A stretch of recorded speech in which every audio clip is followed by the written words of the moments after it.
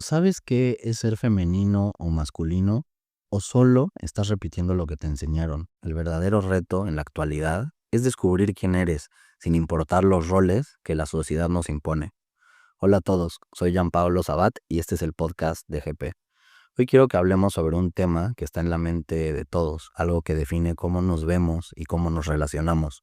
Acompáñame a explorar los mitos y las verdades de la feminidad y la masculinidad, especialmente en el contexto de las relaciones de pareja. Antes de sumergirnos a este viaje, si te gusta el podcast y quieres seguir reflexionando conmigo, te invito a que te suscribas, comentes, compartas o le des un like. Tu participación es clave para que el proyecto siga creciendo y lleguemos a más personas. Los roles de género en pareja son un tema al que le he estado dando vueltas en los últimos años. No solo es una curiosidad, sino una inquietud profunda que me acompaña mientras reflexiono sobre mi presente, mi futuro, cómo me gustaría construirme, cómo quisiera una relación y hasta una familia. Yo crecí en México, un país católico y un tanto sufrido, con una cultura definida en cuanto a las expectativas de pareja, con mucha desigualdad, y ahí mi visión se formó con un poco de influencia italiana y ahora si quieres española o catalana porque aquí vivo, pero estos contrastes me han obligado a cuestionar cosas que tal vez antes daba por hecho. Hoy soy parte de diferentes mundos que así como son interesantes, son de distintos. Un ejemplo muy sencillo es una costumbre en México que cuando vas a una cita, el hombre siempre paga, desde el principio hasta el final, y una mujer hasta puede dejar de salir contigo si no lo haces. Es muy diferente en Europa. Aquí en Barcelona es casi al revés. Si le quieres pagar a una mujer, puede ser que se moleste. No necesariamente, pero definitivamente no es lo más común. Aquí sales y siempre te preguntan al pagar, ¿junto o separado? Y a mí pues me da un poco de risa que no es de burla, es de que pues es distinto y okey, te saca de tu zona de confort. Anécdotas como estas me hacen reflexionar si las reglas de un tema tan básico como una cita cambian tanto, entonces, ¿de dónde vienen esas normas? ¿Son realmente una cuestión de naturaleza o es algo que nos enseñaron?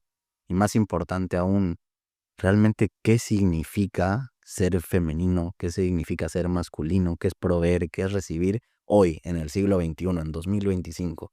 Y la respuesta es mucho más compleja de lo que parece. Últimamente todos te quieren decir cómo ser hombre, cómo ser mujer, cómo ser algo más o algo intermedio. Antes fue la religión, hoy serán los influencers o la cultura, pero yo cada vez lo tengo menos claro. Y aún investigando, la verdad es que puede ser bastante confuso. O sea, me encontré tantas teorías, tantas perspectivas, tanta historia, tanta biología, tanta psicología, que es inmenso. Estaría increíble poder tener a 1000 expertos aquí, pero ni así llegaríamos a una conclusión. Así que lo que quiero hacer es que más bien podamos encontrar un punto en común de donde se pueda construir y dejar de dividir, que es lo que estamos viviendo hoy, machistas contra feministas. Claro que el machismo ha sido preponderante y ha sido excesivo y destructor. Estoy 100% de acuerdo y lo aclaro. No estoy a favor para nada, pero creo que tampoco se trata ahora de irnos a otros extremos que también destruyan. Creo que podemos seguir persiguiendo y construyendo ese equilibrio desde otro punto. Pero bueno, vayamos a los mitos del género, que tiene mucho más que solo la biología. En el análisis de esta masculinidad y feminidad, siempre hay que tener un marco de referencia multifactorial, libre de simplificaciones, que pues obviamente no lo voy a lograr, pero bueno, si nos vamos a lo biológico, es obvio que nacemos con dos polaridades, macho y hembra. De esta simple división se basan todas las teorías, todas las culturas y toda la historia que conocemos. Pero el primer mito que confronté es que aprendemos que la biología nos condena a roles de género inmutables, o sea que lo que tienes entre las piernas significa cómo te vas a comportar. Pero vayámonos más allá de los humanos. Pensemos, por ejemplo, en los caballitos de mar, donde el macho es el que lleva a las crías, o en los leones, donde tenemos a las leonas cazadoras. Y a nivel humano, incluso regresando, sabemos que las mujeres también fueron cazadoras y eran igual de importantes o hasta más que los cazadores. Y sí, es cierto que a lo mejor hay hombres que son físicamente más fuertes, pero el análisis no termina ahí. Una vez que dejé atrás la idea de un destino biológico, sino que lo empecé a ver como un punto de partida nada más, me di cuenta de que los roles de género pues son más una construcción humana moldeada por el poder.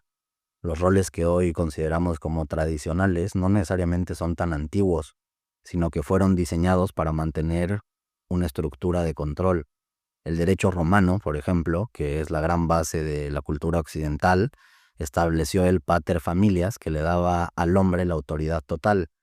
Y esta estructura en sí no es que tuviera algo de natural, que habría que cuestionar qué es lo natural.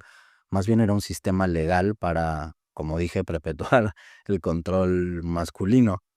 Y esta idea se fue endureciendo a lo largo del tiempo, pero también hay algunas excepciones. Por ejemplo, en la antigua Grecia, y esto fue una grata sorpresa encontrarlo, que pues ellos eran antes de los romanos, las mujeres sí tenían una elevada posición social, participaban en la casa e incluso eran sacerdotisas. Entonces esta situación contrasta drásticamente con la estricta reclusión de las mujeres en toda la época clásica, donde se les negó la vida pública. O sea, ir y explorar esta regresión demuestra que el endurecimiento de los roles es más una cuestión cultural que de evolución o que de naturaleza. Obviamente, si nos vamos a la época medieval, pues bueno, más de lo mismo. En la revolución industrial, pues ni qué decirlo, fue el gran acelerador de los roles que conocemos hoy. O sea, tal vez ahí podríamos encontrar lo que más se asemeje a lo que hoy consideramos como lo natural o no. Porque aquí el trabajo evolucionó de estar en la granja a una fábrica y la medida de valor fue el salario. Porque si íbamos a Roma o a Grecia era el honor, era la valentía, eran otra serie de cuestiones hasta morales. Y aquí ya no. Y por otro lado, la mujer, ahora sí, fue relegada casi de tiempo completo, si no es que decir pues de tiempo completo, al trabajo de cuidados, a una labor esencial para que la economía pudiera subsistir como está, pero se le negó el salario, se le negó la voz, el reconocimiento, el poder, y a esto se le conoce como sí, una economía invisible. Esta división al final fue una adaptación económica, pero para nada una manifestación de la naturaleza. Y bueno, esto no hace más que mostrarnos por una parte una línea histórica de Occidente, que es con la que luchamos hoy, pero por otra parte también vemos que hay realidades distintas. Analicemos, por ejemplo, los roles de género en sociedades no occidentales, como los Masái, donde se valora la bravura o la feminidad en las sociedades de las cuencas del Amazonas.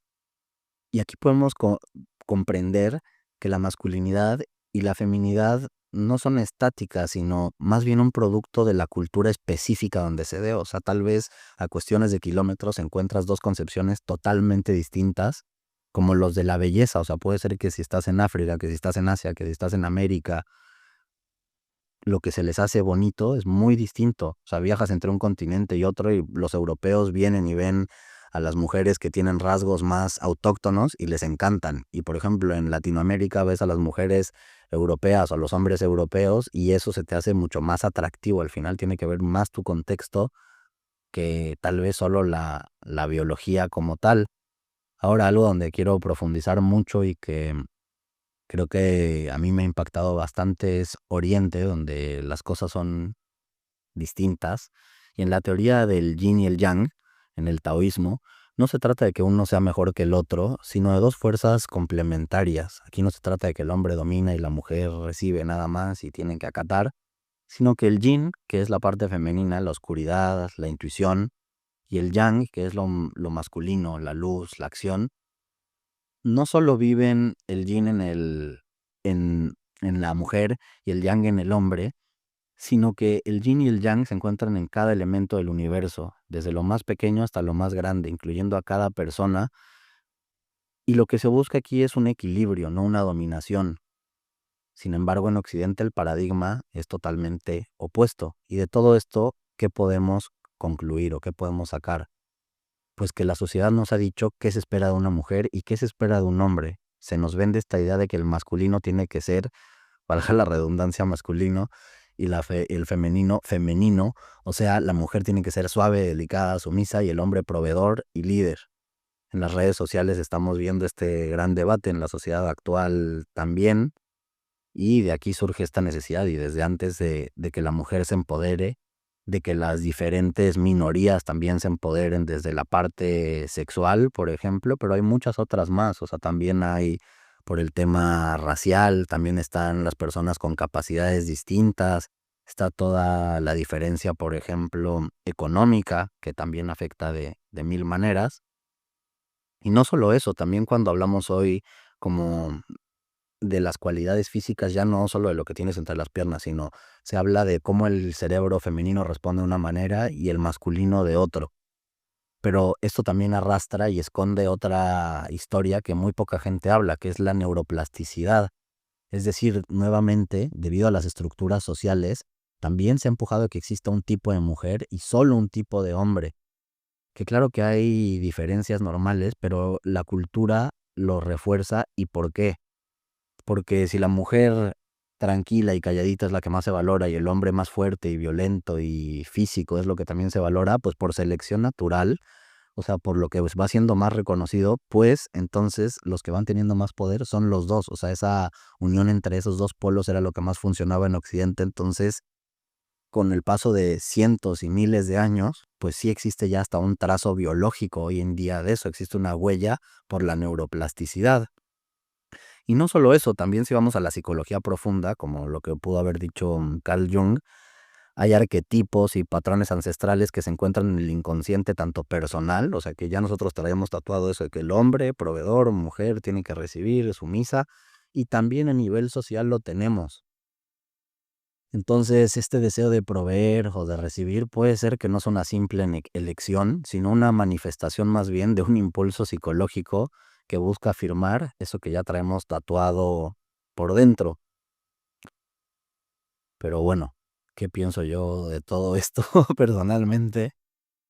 Pues sí, creo que existe una biología, pero no es lo único ni lo más importante. O sea, creo que esto es un poco como lo veo como cosmovisión o como panorama del mundo, es que la vida no es lineal y es contradictoria, inclusive a nivel lógico, y todos los elementos tienen un peso, a veces pesa más uno, a veces pesa más el otro. O sea, sí, la biología tiene una importancia, pero todo lo que pasa alrededor también, la historia también tiene un peso. Entonces, para mí, lo que tendríamos que buscar es qué es lo que cada uno quiere, con qué se siente uno hoy cómodo, pero aquí lo innegable es que no puede ya haber un mundo donde no exista una igualdad de condiciones. O sea, más allá de que tenemos todo este bagaje biológico, cultural, histórico, ideológico, no puede ser que porque seas mujer tengas que estar condenado a la casa o porque seas hombre, a fuerza tengas que ser el proveedor. Ahora, tampoco tenemos que caer en lo que me parece absurdo, donde ahora se están casi invirtiendo los roles, pero para mal, donde ahora la mujer sufre lo que sufrió el hombre o las partes negativas de este hombre opresor, y el hombre ahora también está sufriendo lo que sufrió la mujer. No, lo que tenemos que buscar es una igualdad para empezar y ya después que cada uno tenga la libertad, que ya vimos que la libertad no es tan fácil, la libertad viene muy condicionada, pero bueno, obviamente las minorías, donde entran las mujeres directamente, enfrentan mucho más retos que los hombres y todas estas minorías hay que ayudar y hay que participar activamente para que cada vez sean menos inequitativas, para que cada vez sean menos castigadas y exista realmente un terreno en común. A mí personalmente me encanta la igualdad. O sea, yo me di cuenta a través de mi experiencia personal que a mí no me gusta una mujer sumisa. Seguramente tienen que ver con lo que yo vi en mi casa. O sea, yo en mi casa, bueno, sí, tuve también influencias de la parte del machismo y también de cosas feministas. O sea, lo vi en las mujeres, en los hombres. Pero creo que dentro de lo positivo que recibí fue ver que en mi casa todos los hombres cocinan, todos trabajan, todos se complementan de mil formas distintas. Y bueno, va a haber alguno de mi familia que ya no es cierto, porque tu mamá esto, tu papá lo otro, pero bueno, es como yo decido verlo en ese sentido. Entonces, cuando yo salí con alguna mujer sumisa, que no, porque nunca he vivido con alguien, ni mucho menos, pero cuando una mujer me dice que sí a todo, todo tengo que decidir, yo pierdo el interés porque a mí me encantan las mujeres líderes, me encantan las mujeres apasionadas, con un proyecto, con un mundo totalmente diferente al mío, que si bien pertenece a mi misma burbuja, obviamente, me expande el horizonte. Y eso a veces también lo puede volver un poco un tema de conflicto, porque dos personalidades fuertes, pues una jala para un lado y otra jala para el otro. y chocas, pero bueno, hasta eso tiene un sabor y es esa polaridad de que si no sabes el conflicto, pues también el bienestar ni te sabe tanto, obviamente de forma sana, no estoy hablando de estar peleando, sino de una discusión constructiva. Pero yo sí creo eso, o sea, a mí me encanta cocinar, y no porque si soy hombre o soy mujer, o sea, me encanta cocinar, es algo con lo que en mi casa crecí toda la vida. La mesa siempre ha sido un punto de unión, de donde tengo la mayoría de, no la mayoría, pero muchas grandes vivencias y recuerdos con mis abuelos, con mis primos, con mis papás, con mis amigos. Creo que esto tiene que ver mucho con la cultura mexicana, con la italiana. Aquí en España también es similar, si te vas a otros países ya es distinto, pero a mí eso se me hace increíble y me gustaría encontrar una mujer que también comparta eso. Creo que sería muy difícil alguien que diga yo solo restaurantes, que a mí claro que me gusta ir a un restaurante, pero para mí la casa, para mí ese espacio es algo sagrado, no en el sentido religioso, sino de amor, o sea, donde se comparte, tan bonito cocinar, y no que el hombre llegue, cocine y deje todo tirado, que la mujer nada esté en la cocina y el hombre esperando en la mesa, sino los dos ir a comprar, o tal vez uno compra, los dos cocinan, escuchas música, te tomas una copa de vino. No sé, se me hace algo mágico de lo que se puede dar ahí, pero definitivamente me gusta algo equilibrado, donde no siempre es un 50-50, sino que cada uno aporte desde su propio lugar. O sea, depende de los tiempos, porque aún la misma pareja, aunque funcione muy bien, bueno, igual hay momentos donde uno tiene más trabajo, o donde uno tiene más estrés, o donde a uno le pasa algo con sus papás, o con sus hermanos, o consigo mismo. Y es bonito que exista ese apoyo, pero desde la igualdad, porque si no hay una igualdad, claro que si no existe un 50-50, pues sí está triste como base. O sea, la base sí es un 50-50 de que los dos somos igual de importantes, los dos valemos lo mismo, los dos nos vamos a apoyar lo mismo, aunque obviamente por momentos hay que ser dinámicos, hay que tener conciencia que obviamente no sobra el día de hoy. Y entonces, ¿cómo creo yo que podemos construir un proyecto en común? Porque no estoy hablando de un noviazgo a la ligera o de una cita así nada más.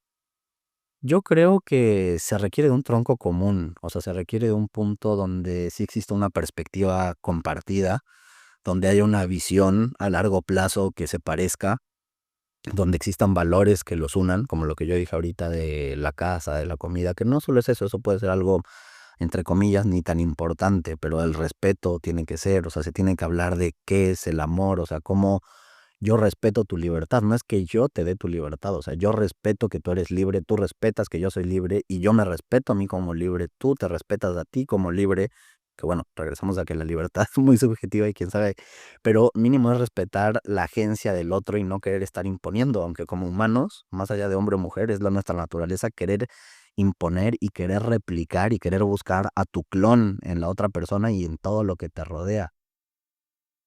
Pero para mí sí es básico un liderazgo compartido y complementario también, porque a ver, tenemos que buscar primero este punto en común, luego tenemos en cuenta que cada uno es diferente y aunque vengamos de la misma burbuja, cada uno es un mundo. Entonces, a mí se me hace muy interesante y lo he visto en las parejas que funcionan. Afortunadamente, yo ya lo he podido experimentar. Es muy bonito cuando dos cosas que parece que no tienen nada que ver de uno y de otro, de repente ves que te crean un equilibrio. Entonces, igual y a uno de los dos en la pareja les gusta leer y el otro es muy de deportes, igual el que nada más leía también empieza a hacer deporte y no que tengan que ser su pasión al 100%, pero implementa algo que le ayuda, la parte física, emocional, todo lo que te da el ejercicio y viceversa. Igual y tú eres alguien mucho más de lo físico y de repente implementa esta parte más intelectual. Por ejemplo, algo que hablé con mi papá algún día era que me decía, estaría increíble que tengas una novia que le encante el fútbol como a ti. Y yo le respondí que para mí no sueño con una novia que le encante el fútbol, o sea, esa es una pasión que tengo yo. Y digo, respeto a quien sí, o sea, obviamente son cosas personales. Pero a mí me gustaría, sí, una mujer tampoco que lo odie y que diga: "No, el fútbol", ¿no? Que estoy cayendo ahí en los estereotipos de género, pero sí existe, sino más bien una mujer que entienda y que respete mi pasión y que tal vez se involucre un poco y que me pudiera acompañar a ciertas cosas. O sea, también ese es un espacio que pudiera hacer para mí, con mis amigos, con la gente con la que lo comparto, y yo también poderlo hacer con ella. O sea, igual y, por decir algo, si le gusta el ballet no necesariamente es mi más grande pasión, o si le encanta otra cosa, pero que sí la respete y que a mí eso sí me hace admirar mucho a una mujer, decir, wow, o sea, es súper apasionada y me veo a través de ella porque yo soy apasionado en otras cosas y eso me encanta, igual y después sí me vuelvo aficionado, no el número uno ni como ella, porque obviamente cada uno tiene un camino distinto, pero al caminar en conjunto con alguien es muy bonito y es increíble aprender otras cosas totalmente distintas. Entonces, sí creo que ese liderazgo compartido y luego complementario como de carácter, puede ser que alguno es muy bueno para una cuestión, para hablar cosas internas, otro para cosas externas, y aunque antes decíamos, no, es que el hombre tiene que ser esto y la mujer esto, pues no, es un equilibrio que se da de manera natural, o sea, que ya existe por cómo son las dos personas, pero que también hay que construir, porque tanto las personas van evolucionando y la relación igual, que sabemos que la relación no es que sea una persona como tal, es la unión o el nombre que le damos a esa unión o eso que existe entre el espacio entre esas dos personas o más o lo que sea.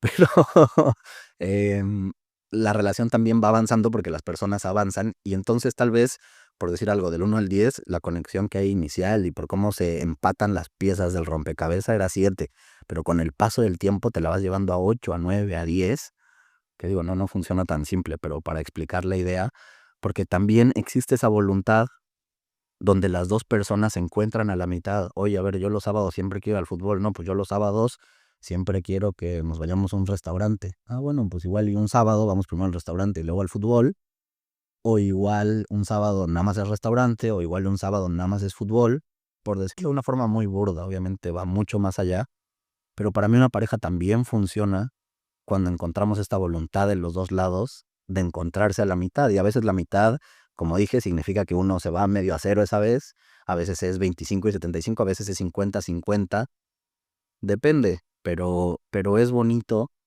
Y entonces aquí ya lo femenino y lo masculino, pues creo que un poco pasa a segundo término, porque más bien nos concentramos en la realidad de 2 personas que se quieren entender. Y eso lo podemos ver también con las amistades, donde luego sí sucede más eso, o sea, no es tanto que si tu amigo es bueno o malo, en una relación sana, obviamente, donde hay respeto, se respetan y se protegen estas diferencias y se celebran, y a mí también eso me encanta con mis grupos sociales, o sea, yo si veo a mis amigos, si los sentara a todos en una mesa, tal vez sería algo muy extraño porque todos pertenecen a esferas muy distintas, o sea, entre hombres, mujeres, edades desde muy grandes, muy chicos, de diferentes países, o sea, para mí es muy enriquecedor y desde chico he tenido esta naturalidad o naturaleza de buscar cosas distintas porque me he dado cuenta que tengo 1000 facetas que al final integro en una, en quien soy, pero se me hace súper interesante. Y lo mismo en micro, también se me hace en una relación de pareja, donde cuando te atreves a salir de la caja de lo que tienes que ser o lo que deberías de ser, de lo que es femenino, es masculino, y como lo vimos ahí en el taoísmo, es súper interesante poder explorar todo el espectro de lo que hay. Entonces, quiero poner, antes de irme ya a la conclusión, una pregunta que también me hicieron interesante, pues creo que ya hace años, pero alguien me dijo, ¿tú qué buscarías en una pareja? O sea, ¿qué características y qué lista tienes? Y por ejemplo, viendo toda la historia y todo lo que hemos hablado, pues podría existir esa lista de la gente que dice, no, yo tengo 10 cosas que quiero, yo quiero 20 cosas, y obviamente estaría profundamente influenciada por la cultura, por la historia, etcétera. Y sí, dentro de lo práctico todos queremos ciertas cosas, ¿no? Pues que a mi novia le guste el fútbol, que vaya al restaurante, que sea de aquí, que sea allá. Pero a mí me di cuenta igual, con lo que he vivido, que no es solo que un tipo de mujer me gustaba y ya y me funcionaba. Obviamente sí está esta parte que tenemos que tener en común nuevamente, pero me di cuenta que lo que más me gusta hoy, para poder encontrar esa situación ideal o como yo la veo hoy ideal, es una persona que se trabaje a sí misma, porque entonces eso le quita tanto un poco el peso a dónde está hoy, porque te deja ver la potencialidad que va a tener. O sea, una persona que se trabaja a sí misma y que se está reinventando y que se deconstruye para construirse, que es abierta, que es respetuosa, que sí tiene la libertad como un valor primordial, con esa persona y con valores y con una visión compartida, claro que puedes generar algo interesante. Entonces, yo más que buscar algo en concreto, digo que una no busco, creo que esas cosas se dan cuando encuentras personas que trabajan en sí mismas y no solo para la pareja, como lo decía, con amigos, con con quien te rodee, y ojalá la sociedad fuera así. No necesitas un producto terminado, sino alguien que siempre está en ese proceso de evolución. Entonces, eso se me hace que tendríamos que reflexionarlo un poco más, o sea, pasar de la mentalidad de lo estático a lo dinámico, que así es el mundo al final. No importa tanto el rol, importa más la persona, cómo te complementas, la construcción de algo nuevo. No existe una respuesta única. El camino hacia la autenticidad implica comprender la biología, la historia, la psicología, las narrativas que hemos heredado, pero al final esta verdadera liberación, si se le puede llamar así, es una negociación entre lo que somos, entre lo que la sociedad espera y lo que nosotros elegimos ser. Al final, de construir no es destruir, sino construir algo nuevo. El desafío es ir más allá de lo que nos dicen, de lo que creemos, de lo que hemos visto en casa, y atrevernos a construir, de construirnos a nosotros como personas y de construir relaciones que se estén más alineadas con eso, con individuos que se apoyan, que se complementan, sin roles que te encasillen, y poder compartir con personas donde te sientas libre de ser quien eres, donde se te celebre quién eres, donde te puedan apoyar a través de tus errores y de las cosas que hay que ir mejorando porque es normal. Y al final no hay guía, menos voy a venir y yo a darla. Pero lo que sí propongo es que nos demos el tiempo para analizar esto, para profundizar, porque si no lo hacemos, lo más probable es que estemos actuando en piloto automático, por costumbre, y no por lo que nos gusta o por lo que nos pudiera hacer feliz. Y eso aplica para todos, para solteros, para casados, para los que están en pareja, para los que buscan, para los que ya no. Y se me hace algo muy emocionante, la verdad. O sea, se me hace un tema que al final tiene un impacto muy grande. O sea, las relaciones en nuestra vida lo son todos, por más, y este es otro tema del que quiero hablar en otro episodio próximamente, que la soledad es un gran espacio para conocerte. Lo cierto es que la mayoría de nuestra vida se lleva en una interconexión, rodeado de mucha gente, desde la familia, luego la pareja, los amigos, el trabajo, y siempre un poco ha sido así, desde las tribus, desde todas las estructuras sociales que ya fuimos platicando al principio del episodio. Así que tener buenas relaciones, obviamente primero contigo mismo y después con los que te rodean, mejora notablemente la calidad de tu vida. Pero bueno, ya fue suficiente por hoy porque me puedo seguir expandiendo horas y horas y llevarlo con miles de matices distintos. Este era un tema que tenía muchas ganas de hablar aquí. La verdad es que fue mucho trabajo de ida y vuelta y de cambiar de perspectiva, de ver mil detalles que al final ya no salieron aquí publicados. Si alguien tiene alguna duda o le gustaría profundizar en algo más, tengo mucha información que recopilé y que con gusto podría compartir. Pero como siempre, quiero dar las gracias por haber estado aquí a todos. Espero que esta conversación te haya servido para reflexionar, para salir un poquito, aunque sea de lo que sabes, de dónde estás, de lo que crees que crees. Y bueno, nos vemos en el siguiente episodio. No te olvides de seguir el podcast, de compartirlo, de dejarme tu opinión. Me encantaría saber qué piensa cada persona de esto. O sea, me encantaría que me corrijan, me encantaría que me den nuevos puntos de vista, me encantaría saber experiencias personales. O sea, yo aquí pues mezclé de todo. Y bueno, pues algo así entre medio personal, medio cultural, medio, pues así como es el podcast, a mí me encanta analizar un poco de todo y verlo bajo mi lente. Pero me gustaría mucho saber, o sea, toda la retroalimentación que he recibido, en particular en los últimos meses, pero desde que inicié este proyecto, ha sido muy bonita. Y si lo pueden hacer más, se los voy a agradecer muchísimo. También, si quieren compartir esto con alguien que le pueda interesar, feliz de la vida. Así que te mando un abrazo muy fuerte. Gracias por acompañarme y nos vemos en la próxima.